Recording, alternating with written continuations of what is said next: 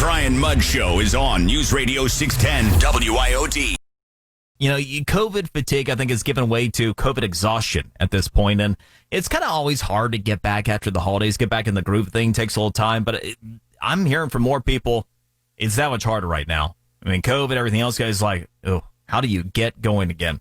Well, here to talk about this, maybe some tips for us, is Gabe Abshire. He is an expert on employee morale. Gabe, good to have you. What do you think about all this? How do we get back in the groove?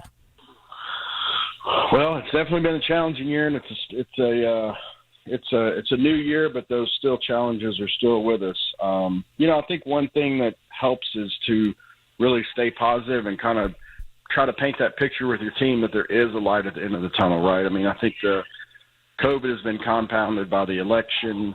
That's coming to a close, and there is a vaccine. And so there is a light at the end of the tunnel, and try to stay positive with your team always helps. Yeah, and it makes sense. Sometimes, we were about 10 months into this at this point, and, saying that, hey, there will be a better day. What is something that might be able to do and kind of hang on that isn't overly specific if we can't be, but is something that is tangible that maybe, we can feel good about? Yeah, when we started this work from home for our company, Utility Concierge, in March, we kind of started with this mantra of number one, let's first and foremost be grateful for what we have, right? Yeah. We're healthy. We have a way to work. We're able to work from home. We're an essential business, right? Let's stay positive. Let's stay in a positive mindset, and then let's try to control what we can control. There's so much stuff in the media that's just pounding on you constantly, and there's so many things that we can't control. So let's stay present and control what we can control every day. How might, you brought up a really good point, something I've been working on myself. I tend to be macro-minded, so I'll think about the implications of everything all at once, and that can be, naturally overwhelming. So I've been working on, one day at a time, and, just focusing on controlling what I control within a given day.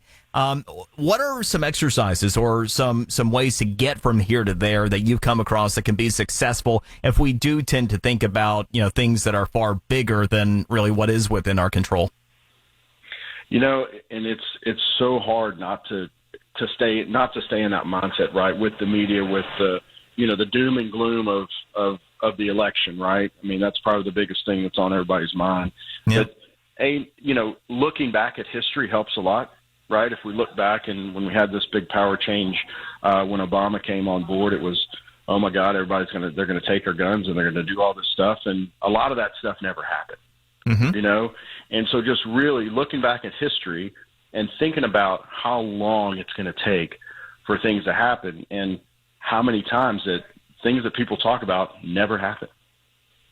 That is so true. So much more time is spent talking about the really awful things that never do come to pass, as opposed to, focusing on a lot of the better things that can take place that we do have control over every day. So if you're thinking about, a window of time here, a lot of people start out with resolutions, that type of deal. If somebody's of that mindset, what is a resolution type of thing that people can try to aspire for in the workplace to start the year? We're having our kickoff with our team this today, and my message is going to be everybody wants to have resolutions, but let's start small, right? Let's start small with tangible wins. A lot of people go 90 miles an hour with resolutions, they never get there, right? Yep. So if you want to set a resolution, set something for 90 days out, right? And have small wins every week, every month that you can track and that you can make you feel good about yourself. It's good advice, Gabe. Really appreciate the time, and best wishes on your company's kickoff, too. Thanks, man. I appreciate it.